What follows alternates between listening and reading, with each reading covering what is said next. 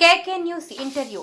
Boduppal municipal corporation RSN కాలనీలో సామాజిక కార్యకర్త బుర్రా దత్తాత్రేయ శాస్త్రి వక్ఫ్ బోర్డు విషయంపై మాట్లాడారు.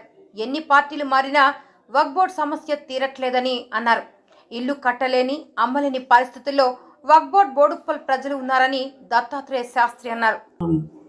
తర్వాత మాట్లాడుకుందాం. కానీ ఇప్పుడు విషయం ఏంటంటే, నిన్న 23 వార్డులో రాసాల వెంకటేశం ఒక ప్రోగ్రాం పెట్టిండు. ఆ ప్రోగ్రాంకు శ్యామకూర మల్లారెడ్డి మాజీ మంత్రి, ప్రెసిడెంట్ ఇప్పుడు ఎమ్మెల్యే. సో ఆ ప్రోగ్రాంలో వర్క్ బోర్డు విషయంలో గతంలో మనకు బీఆర్ఎస్ పార్టీ ఉన్నప్పుడు కూడా మాట్లాడుకోవడం జరిగింది. ఆ వర్క్ బోర్డు విషయంలో ఇప్పుడు కూడా మనకు కాంగ్రెస్ గవర్నమెంట్ వచ్చినాక కూడా అది పెండింగ్ అయిపోయింది.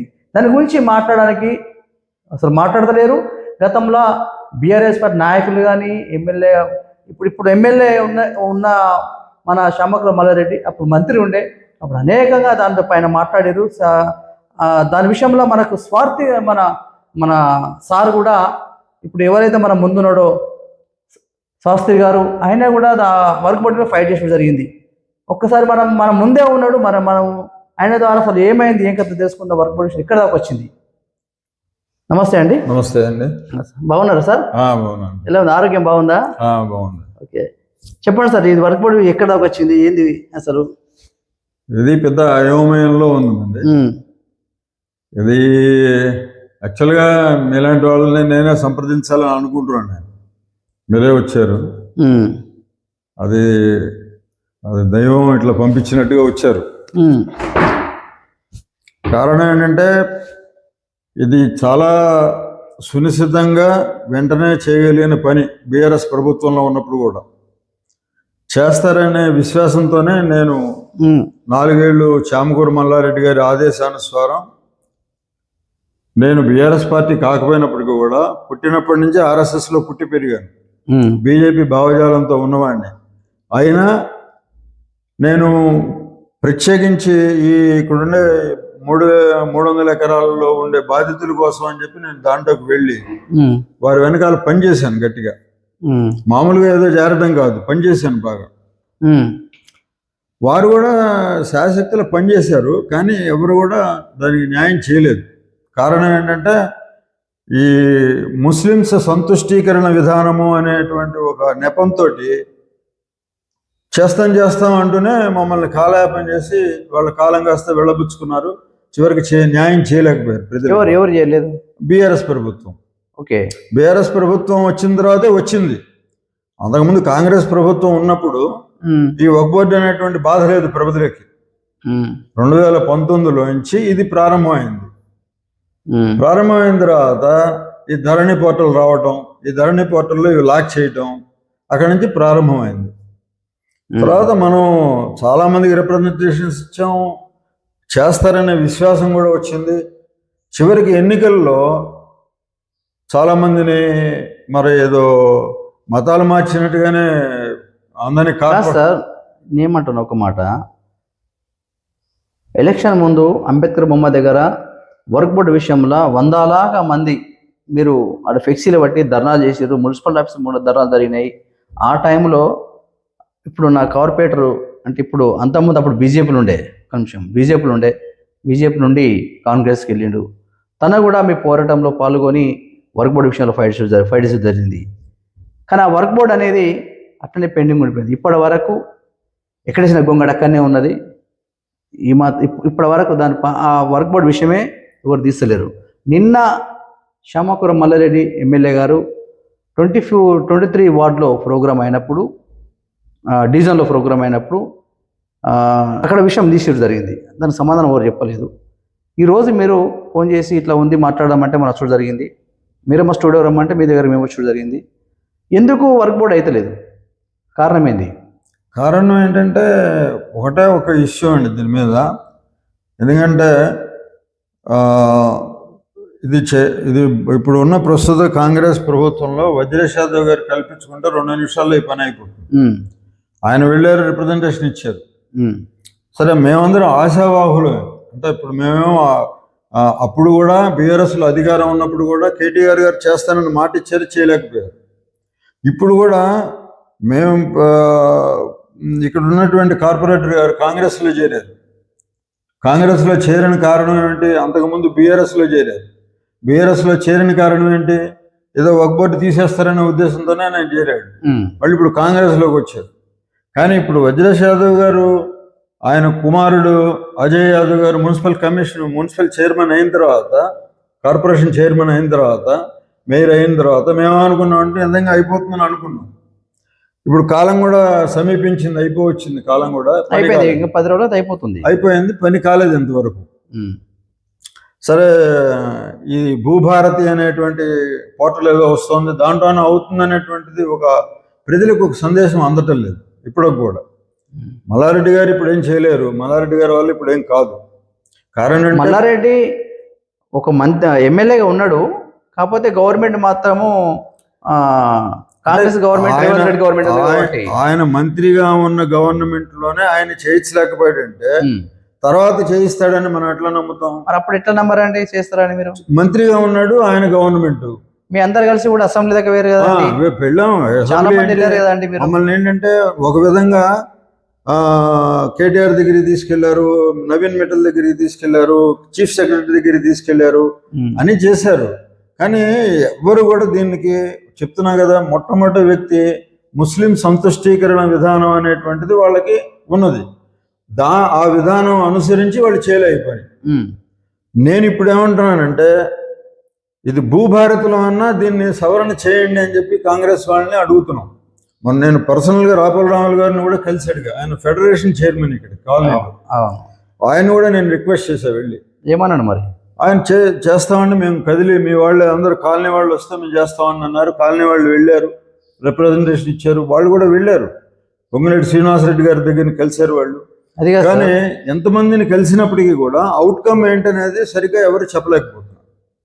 అది చాలా బాధాకరమైన విషయం. కారణం ఏంటంటే, నేను చెప్తా, చిన్న ఎగ్జాంపుల్ చెప్తా.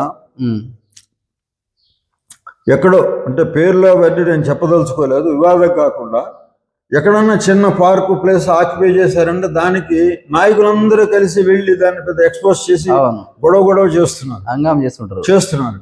కానీ ఆ శ్రద్ధ ఈ వక్ఫ్ బోర్డు మీద ఎందుకని మీరు క్లియర్ చేయటం లేదండి? ఇక్కడ ఉన్నటువంటి 3,000 మంది ఏవైతే 300 ఎకరాలు ఉన్నాయి, 10,000 మంది కుటుంబాలు ఉన్నాయి, వీళ్ళందరూ మీకు కనపట్టలేదా? ఏమండి? తర్వాత బోడుపల్లో ఎన్ని పార్కులు ఆక్రమించబడ్డాయి? ముందు సర్వే చేయొచ్చండి ఫస్ట్. వాటి సంగతి అంతా వదిలిపెట్టేసి ఏదో చిన్న ముక్క పట్టుకుని మీరు గొడవ చేస్తున్నారు.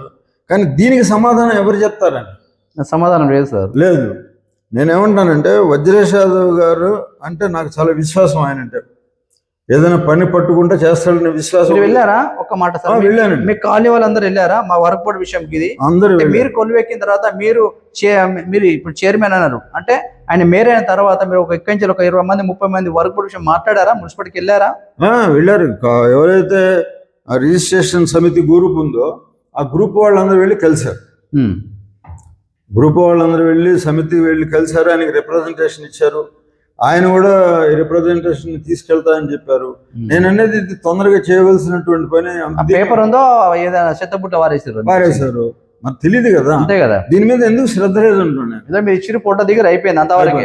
ఆ పేపర్ ఏమో మూల పడేసారు, అది ఉందో లేకపోతే పక్క పడేసారు. తర్వాత ఏమంటారంటే, ఇప్పుడు రిజిస్ట్రేషన్ సమితి ఇక్కడ 2 గ్రూపులు ఉన్నాయి, 3 గ్రూపులు ఉన్నాయి, 2 గ్రూపులు ఉన్నాయి, 100 గ్రూపులు ఉన్నాయి. కానీ మీరు ప్రజలకు సేవ చేయాలి అనేటువంటి తలంపు మీకు ఉన్నప్పుడు మీరేం చేయాలి? ఈ 10,000 మందిని దృష్టిలో పెట్టుకోవాలి. దీంట్లో అనేక పార్టీలు ఉంటాయి. ఇప్పుడు 10 మంది అన్నప్పుడు 10 పార్టీలు ఉండొచ్చు, తప్పులేదు. కానీ మనకి భగవంతుడు అధికారం ఇచ్చినప్పుడు దాన్ని సద్వినియోగం చేయాలి కదా. ఈ ప్రజలకి 10,000 మందికి మీరు కనుక ఉపయోగం చేసినట్టయితే చాలా మంచి పేరు వస్తుంది కదా. ఇవాళే కాదు, అది ఇంకా వాళ్ళకి 4 ఏళ్ళు ఉంది కాబట్టి 4 ఏళ్ళ దాకా ఇట్లాగే పెండింగ్ పెడతామంటే కూడా కుదరదు కదా. అది పెద్ద సమస్య ఇక్కడ. ఇది ఈ చైర్మన్ ఉండగా ఈ మున్సిపాలిటీ ఉంటుందా లేదా పోతుందా అనేది ప్రజలకి భయావహంగా ఉంది. ఇప్పుడు మున్సిపాలిటీ చైర్మన్, మున్సిపల్ మేయర్గా ఉన్నప్పుడే ఈ పని చేయలేకపోతే మరి మీ కార్పొరేటర్ ఏం చేస్తుండే? మరి మీ కార్పొరేటర్ ఏం చేస్తుండే? ఇక్కడ ఉన్న మనొక కార్పొరేటర్, చాలా మంది కార్పొరేటర్లు ఉన్నారు దీంట్లో. మీ ఇప్పుడు ఈ ఆర్ఎస్ కాలనీలో మీ కార్పొరేటర్ అయితే ఆయన మాట్లాడాలి కదా, ఆయన ఎందుకు మాట్లాడుతూ ఆయన ఎందుకు పాటిస్తుండు? ఇప్పుడు నేనేమంటానంటే, ఆర్ఎన్ఎస్ కాలనీ కార్పొరేటర్ ఒకటే కాదండి, ఆ, చీరాల నరసింహం కూడా మారాడు కాంగ్రెస్ లోకి, ఉమ్. ఆయన వార్డు కూడా దాంట్లోనే ఉన్నది. సమస్య ఇప్పుడు మీది సార్, మీకు చెప్తున్నాను వినండి. మీ డివిజన్ ఇది. అట్లాగే సార్ పోగుల నరసింహారెడ్డి గారు ఉన్నారు, ఉమ్, ఆయన డివిజన్ కూడా వక్ బోర్డులోనే ఉంది ఉమ్. కదా. వాళ్ళందరూ మర్చిపోయారు, అయిపోయింది. మర్చిపోవడం మాట్లాడతారు కాదు. వాళ్ళు. ఎట్లా అంటే వాళ్ళకి బాధ్యతగా తీసుకుని ప్రజల్ని మనం వాళ్ళని బయటపడేయాలనే ఆలోచన వాళ్ళకి రావాలి కదా. ఉమ్, ఇప్పటికి కూడా నేను కోరుకునేది అదే వాళ్ళని. ఊరికేనే మాకు పదవి ఉంటేనే అప్పుడు చేసేవాళ్ళం అని అన్నారు. ఇప్పుడు పదవి భగవంతుడు ఇచ్చాడు మీకు, చేసి వీళ్ళందరినీ బయటపడేయండి మీరు, అవును. Irrespective of party. ఇక్కడ ఎవరు చూస్తున్నారు, ఎవరు నాయకత్వం ఇస్తున్నారు అని మనం చూడకూడదు. ఉమ్, ఒక పార్టీ మన గవర్నమెంట్లో పార్టీలో ఉన్నప్పుడు మనం ఏం చేయాలంటే ప్రజలకు న్యాయం చేయాలి అంతవరకు. అవును. ఇక్కడ అన్యాయం ఏంది ఏం లేదు, అందరికీ తెలిసిన విషయమే. అవును. ఇక్కడ వజ్రేష్ యాదవ్ గారి కంటే తెలిసిన వాళ్ళు ఎవరు లేరు దీని గురించి, పోసే 300 ఎకరాల గురించి. ఆయన తెలుసుకుంటే 2 నిమిషాల్లో అయిపోతుంది. మరి వెళ్ళారా మీరు? వెళ్ళి నేనంటే అంతకుముందు కూడా వజ్రేష్ యాదవ్ గారు, నేను బట్టి విక్రమార్క దగ్గర గారు వెళ్ళాం. చేస్తాడా? అది చేస్తా అన్నారు. ఎప్పుడైనా ఎవరైనా చేయనని ఎవరైనా చెప్తారా? మరి ఎందుకైతే లేదు సార్ పని ఏంది అది. ఇప్పుడు మా సమస్య కూడా అదే. బీఆర్ఎస్ గవర్నమెంట్ కొట్లాడుతున్నారు, ఇప్పుడు గవర్నమెంట్ కూడా కాంగ్రెస్ గవర్నమెంట్ వచ్చింది. అసలు బోడుప్పల్ మున్సిపాలిటీలో ఇవి వర్క్ బోర్డు విషయం అనేది మర్చిపోయారు. వర్క్ బోర్డులో కట్టడాలు జరుగుతున్నాయి, అన్ని జరుగుతున్నాయి. ఇప్పుడు అదే నేను అనేది వస్తున్నాయి. మీరు ఇప్పుడేమో వాళ్ళకి నచ్చంది ఏమో అనాథరైజ్డ్ కన్స్ట్రక్షన్, వాళ్ళకి నచ్చితేమో ఆథరైజ్డ్ కన్స్ట్రక్షన్. వాళ్ళకి నచ్చకపోతేమో పార్క్ ప్లేస్, నచ్చితేమో పార్క్ ప్లేస్ కాదు సొంత ప్లేస్, గవర్నమెంట్ ప్లేస్ అయినా పర్వాలేదు. అది చట్టం కాదు. రిజిస్టర్ అవుతున్నాయి ఎప్పుడు వర్క్ బోర్డు రిజిస్టర్ అవుతున్నాయా? ఏం కావట్లేదండి. అంటే ప్లాట్ అమ్మితే ఎవరైనా కొనేవాళ్ళు కూడా లేరు. చూడండి, అది కూడా ఏం చేస్తున్నారు ఇప్పుడు. మరి వర్క్ బోర్డులో కట్టి అమ్ముతారు కదా సార్. కట్టి అమ్ముతున్నారంటే చాలా మంది దీని విషయంలో మోసపోతున్నారు. ఎట్లా అంటే మోసపోవటం అంటే ఏం చేయలేని పరిస్థితుల్లో తక్కువ రేటుకి అమ్మేసుకుంటున్నారు. అంటే రిజిస్ట్రేషన్ కాకుండానే. అంటే ముందు ఏదో విధంగా ఇప్పుడు జేపీసీ అని పార్లమెంటరీ కమిటీ వచ్చింది కదా, ఇవాళ కాకపోతే 10 ఏళ్ళ కన్నా అవుతుందిలే అనే ఉద్దేశంతో, ఆ నమ్మకంతో 50,000 ఉన్నది 25,000కి 30,000కి అమ్మేసుకుని వాళ్ళు ఎంత కొంత వచ్చిందిగా డబ్బు అని చెప్పేసి ఇచ్చేసి వెళ్ళిపోతున్నారు. వర్క్ బోర్డు ఇది ఒక బోడుప్పల్ సమస్య కాదు, కొన్ని వేల ఎకరాలు ఉంది. ఇప్పుడు ఎక్కడికక్కడే ఇది ఉంది. ఘటకేశ్వర్లో ఉన్నది, బొల్లిగూడలో ఉంది, ఇక్కడ చాలా ఉంది, చోట్ల ఉన్నది. నేననేది ఏంటంటే ఎక్కడున్నప్పటికీ కూడా ఇంకో విషయం కూడా చెప్తున్నా. ఇప్పుడు వాళ్ళ కాంగ్రెస్నే నేను అంటలేదు. ఇప్పుడు కాంగ్రెస్ ప్రభుత్వంలో ఉంది, అంతకుముందు బీఆర్ఎస్ ప్రభుత్వంలో ఉంది, వాళ్ళు చేయలేదు. వీళ్ళు వచ్చిన తర్వాత వెంటనే చేస్తాననే ఉద్దేశం మాకు ఉండే బాగా. అందులో అజయ్ యాదవ్ గారు మేయర్ అయిన తర్వాత ఖచ్చితంగా ఇది అయిపోతుందని ఒక విశ్వాసం ఉండేది, నమ్మకం ఉంది. నమ్మకం ఎందుకంటే ఇప్పుడు పద్మారెడ్డి గారు ఎఫెక్టెడ్, పద్మారెడ్డి గారి డివిజన్ కూడా దీంట్లో ఉంది, చీరాల నరసింహం గారి డివిజన్ ఉంది, పోగుల నరసింహారెడ్డి గారి డివిజన్ ఉన్నది. ఏమండి ఇక్కడ ఖమ్మం కిరణ్ కుమార్ రెడ్డి గారు మరి కాంగ్రెస్ లోకి ఆయన డివిజన్ ఉన్నది, దుర్గమ్మ గారి డివిజన్ ఉన్నది. అర్థమైందండి. మరి ఎంతమంది డివిజన్లు దీంట్లో ఉన్న తర్వాత ఖచ్చితంగా కాంగ్రెస్ లో ఇది అవుతుంది అనేటువంటి ఆలోచన మాకు కూడా ఉన్నది. 5 నెంబర్ ఉంది, 15 నెంబర్ ఉన్నది, మీద ఉన్నది, చాలా ఉన్నాయి పొడుపులో. కానీ వీళ్ళందరికీ మరి ఎందుకు మౌనం పాటిస్తారు, ఎందుకు మాట్లాడతలేరు వీళ్ళందరూ లీడర్లు? ఏమో మరి అదే అర్థం కాదు మాకు. ఎందుకంటే చేస్తాం రెండోసారి మీరు మాట్లాడు మాతోని, మా కేకే ఛానల్ తో రెండోసారి మనం మాట్లాడుతున్నాం వర్క్ బోర్డు విషయంలో. తర్వాత రెండోది ఇంకోటి కూడా నేను చెప్తున్నా. సరే వీళ్ళు చేస్తారు, వీళ్ళు వెళ్ళి పొంగులేటి శ్రీనివాసరెడ్డి గారి దగ్గర కూర్చుని భూభారతిలో అన్నా కనీసం ఇప్పుడు సరిచేయించాలండి, అవసరం కాబట్టి నేను మీకు ఫోన్ చేశాను. ఏమంటే దీని గురించి ఎవరైనా మాట్లాడుతున్నారా లేదా అని మీకు ఫోన్ చేయడం అందుకు కారణం. కానీ ఈ భూభారతిలో అన్న దీన్ని సరిచేసే అవకాశం వీళ్ళకి ఉంది. ఈ 10,000 మందికి న్యాయం చేసే అవకాశం కూడా వీళ్ళకు ఉన్నది. ఇప్పుడు న్యాయం చేయాలి. తర్వాత రెండోది ఇంకోటి కూడా ఉందండి. నేను ఒకళ్ళనే దీంట్లో అంటల్లా. ఇప్పుడు మన ఎంపీ రాజేందర్ గారు ఉన్నారు, బీజేపీ నుంచి గెలిచారు. వారు ఎలక్షన్ ముందు కూడా ఈ పని నేను చేయిస్తాననే వాగ్దానం ఇచ్చారు వారు. అయితే వారు ఎంపీగా గెలిచారు. వారు ఏ పార్టీ? BJP party. నేను అనేది పార్టీ అట్లా ఉంచండి, మీరు ప్రజల తరఫున ఒక ముఖ్యమంత్రిని ఒకసారి వెళ్ళి కలిసి, ఏమండి ఈ ప్రజలు బాధపడుతున్నారు, నా నియోజకవర్గంలో ఇంతమంది ఈ విధంగా రిజిస్ట్రేషన్లు కాకుండా నానా అవస్థలు పడుతున్నారు, కాబట్టి ఇది న్యాయం చేయండి అని ఎప్పుడన్నా రిప్రజెంటేషన్ ఇచ్చినట్టుగా మీకు దాఖలాలు ఉన్నాయా? వాళ్ళు ప్రజాప్రతినిధులు కదా. కాబట్టి సుదర్శన్ రెడ్డి గారు ఉన్నారు, ఆయన ఎమ్మెల్యేగా పోటీ చేశారు. ఆయన కూడా ఒక పత్రం ఇచ్చారు. ఆయన గెలిస్తే చేస్తా అన్నారు, ఆయన గెలవలేదు. నేనేమంటానంటే గెలిచినా గెలవకపోయినా దీని మీద ఉద్యమం చేసి ముఖ్యమంత్రి దృష్టికి తీసుకెళ్ళి మీ స్థాయిలో మీరు చేయగలిగింది మీరు చేయాలి. జేపీసీ ఎటు తిరిగి ఏదో చేస్తుంది.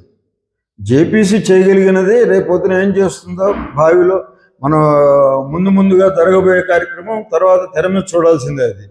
కానీ మన చేతిలో ఉన్న పని ఏమిటి? మనకి ఇక్కడ ఉన్న ముఖ్యమంత్రి దగ్గరికి మన రిప్రజెంటేషన్ ఎంపీ రాజేంద్ర గారుగా ఆయన తీసుకెళ్లి ఇవ్వాల్సిన బాధ్యత ఉన్నది.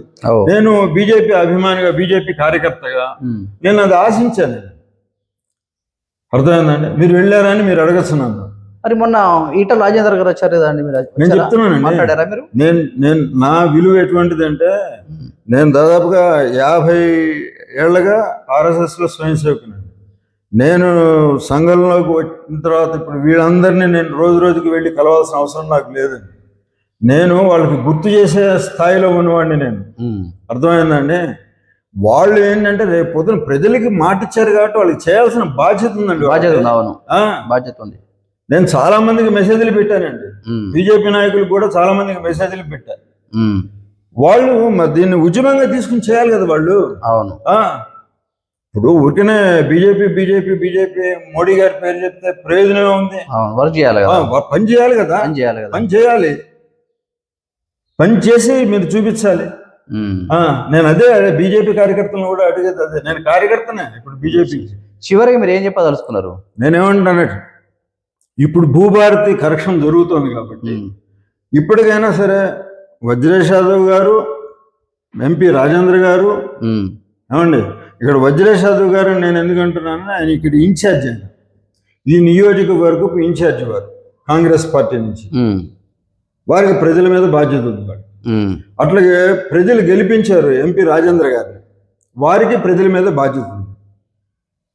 ఏమండి ప్రజలు ఊరికనే వాళ్ళని వెళ్ళి కలవడం కరెక్ట్ కాదండి, మర్యాద కాదు అది. మీ రిప్రజెంటేషన్ వచ్చిందా, నువ్వు ఏ గ్రూపు, నువ్వు యా గ్రూపా, ఇది అని అడగటం కరెక్ట్ కాదండి. వాళ్ళ బాధ్యత, నైతికత ఏమిటి వాళ్ళకి? వాళ్ళు దీన్ని బుధానేసుకుని ప్రజలకు న్యాయం చేయాల్సిన బాధ్యత వాళ్ళదే అని నేను చెప్తున్నానండి. నేను వాళ్ళలో వయసు కంటే పెద్దవాడిని.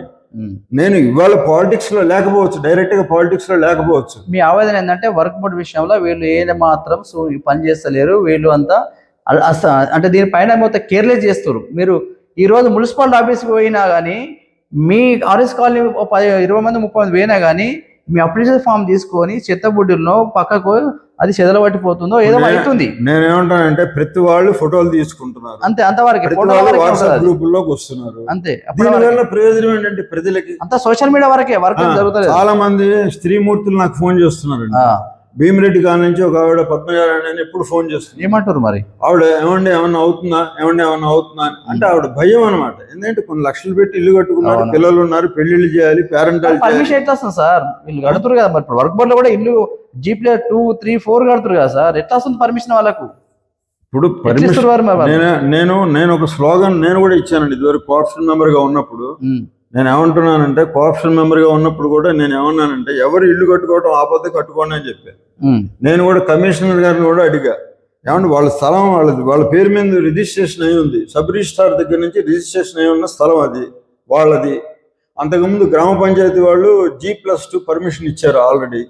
గ్రామ పంచాయతీ అంటే ఏదో ఒక సొంత ఆర్గనైజేషన్ కాదు కదా, గవర్నమెంట్ ఆర్గనైజేషన్ కదా, పర్మిషన్ ఇచ్చారు వాళ్ళు. మీరు ఆనర్ చేయండి, ఆనర్ చేయకపోయినా వాళ్ళు కట్టుకుంటారు, అంతే.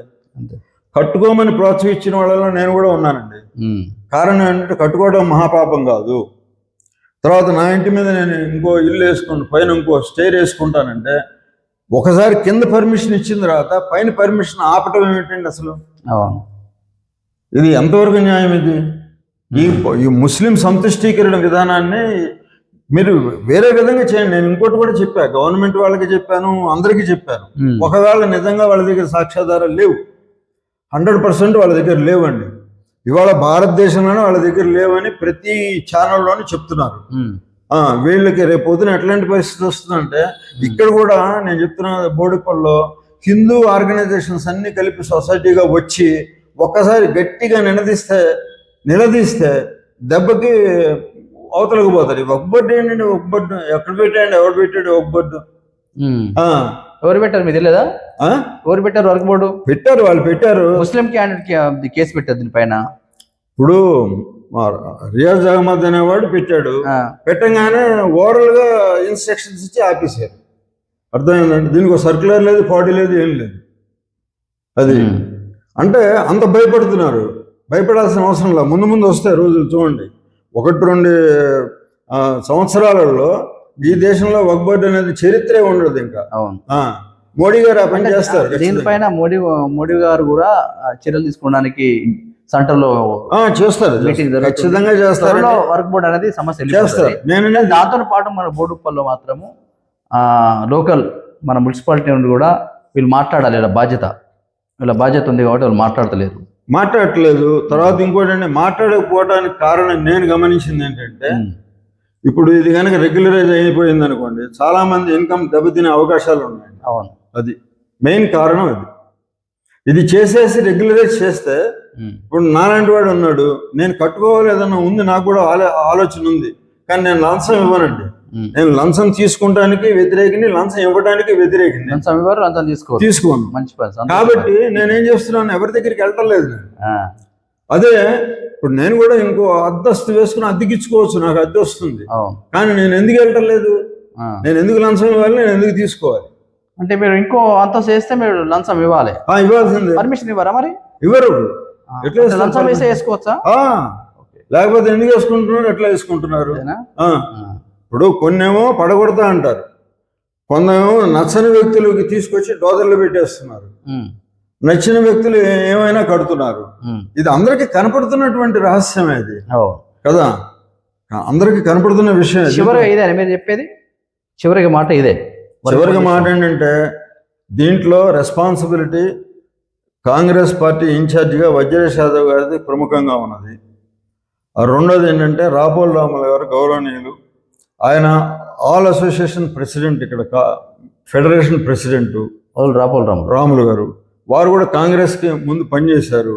వారు కూడా ఇక్కడ ఈ వక్ఫ్ బోర్డు ఇష్యూ కూడా సాల్వ్ చేస్తానని చెప్పి ప్రామిస్ చేశారు వారు కూడా. ఎందుకంటే వారికి ఏదైనా పని పట్టుకుంటే చేయగలిగిన సామర్థ్యత వాళ్ళకు కూడా ఉంది కాబట్టి, ఆయనకు ఒక యూనియన్ లాంటిది ఉంది కాబట్టి వారు అట్లాగే అందరికీ నేను అభయం ఇచ్చి ఆయన ఎంపీగా గెలిపించుకున్నారు రాజేంద్ర గారిని. ఏమండి? కాబట్టి రాజేంద్ర గారు ఇక్కడ ఎంపీగా ఉన్నారు. మల్లారెడ్డి గారికి చెప్పినా ఆయన మాట నడవదు. ఇప్పుడు ఆయన వెళ్ళి ఎవరిని అడగలేడు. ఆయన వ్యవహారం, ఆయన అందరినీ మోసం చేసినట్టే నేను లెక్కేసుకుంటున్నాను ఆయన్ని, మల్లారెడ్డి గారిని. ఎందుకంటే మల్లారెడ్డి గారే నన్ను కోఆప్షన్ మెంబర్ చేసింది. అసలు నాకు రాజకీయం అంటే మల్లారెడ్డి మోసం చేస్తున్నట్టురా, మోసం చేయలేంటురా? మోసపోయాడు ఆయన మోసపోయాడా? ఆయన మోసపోయాడు.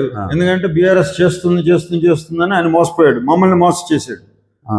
ఏం చేశాడు, చివరికి బీజేపీలో ఉన్నాయని బీఆర్ఎస్లోకి తీసుకొచ్చాడు. ఆ 100 మంది నామినేషన్లు వేసిన వాళ్ళందరినీ విత్డ్రా చేయించారు. మేము బీఆర్ఎస్ కోసం ఇక్కడ పనిచేస్తున్నాం, ఆయన కోసం పనిచేస్తున్నాం. మాకేమో అసలు తెలియకుండానే కార్యక్రమాలన్నీ జరిగిపోయినాయి. అంత గ్రౌండ్ వర్క్ జరిగిపోయింది. సరే, అది రాజకీయంగా వాళ్ళు ఏం చేసుకుంటారో చేసుకున్నారు. తర్వాత నేను బీజేపీలోకి మళ్ళీ ఆ ప్రస్థానం మానేసి నా ఒరిజినల్ దాంట్లోకి నన్ను మళ్ళీ బీజేపీలోకి మాన్య ఎంపీ గారు రాజేంద్ర గారి సమక్షంలో నేను బీజేపీలోకి జాయిన్ అయిపోయిన తర్వాత నేనేమనుకున్నా అంటే, వారికి మా రాజేంద్ర గారికి ఎటువంటి ధీరత్వం ఉందంటే, నాకు తెలుసు రాజేంద్ర గారి పూర్వ హిస్టరీ అంతా నాకు తెలుసండి. ఆయన ఏదైనా పట్టుకుంటే ఖచ్చితంగా పని చేయగలడు ఆయన. కానీ దీన్ని ఆయన బుధాన్ని వేసుకోలేకపోయాడు. ఇది చాలా తక్కువగా తీసుకుంటున్నారు.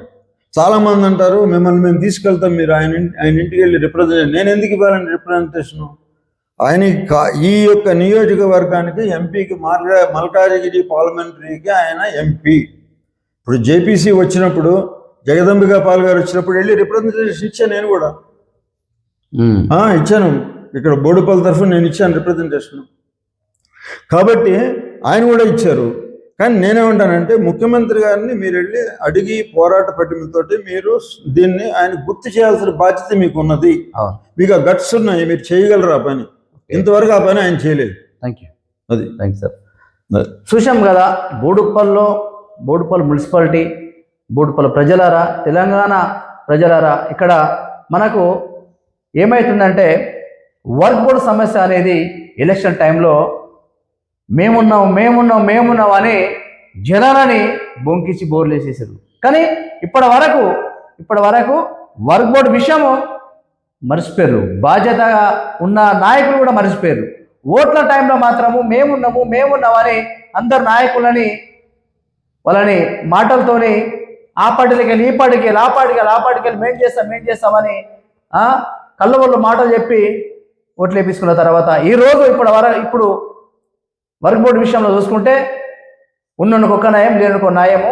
100 గజాలు ఎవరన్నా కట్టుకుంటే పర్మిషన్ లేదు, అది లేదు అని కూలగొట్టు జరుగుతుంది. మరి వర్క్ బోర్డు విషయంలో ఒక ఆడబిడ్డ పెళ్లి చేయాలంటే ఆ ఇల్లు అమ్మాలన్నా ఆ ఫ్లాట్ అమ్మాలన్నా అమ్ముడు పోతలేదు, అప్పుల పాలైపోతారు వర్క్ బోర్డులో ఉన్న ప్లేసులు.